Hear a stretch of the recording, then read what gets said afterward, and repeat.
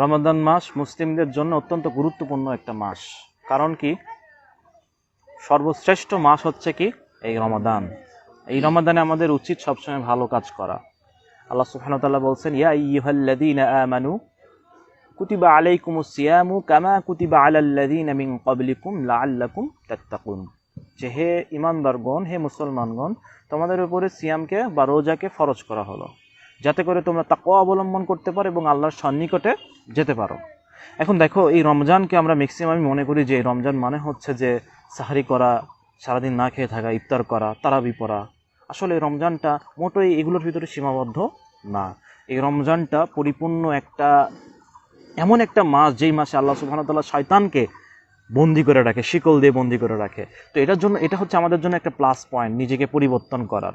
এই মাসে আমাদেরকে আল্লাহর কাছে আসতে হবে, আল্লাহর সন্নিকটে আসতে হবে ভালো কাজের মাধ্যমে।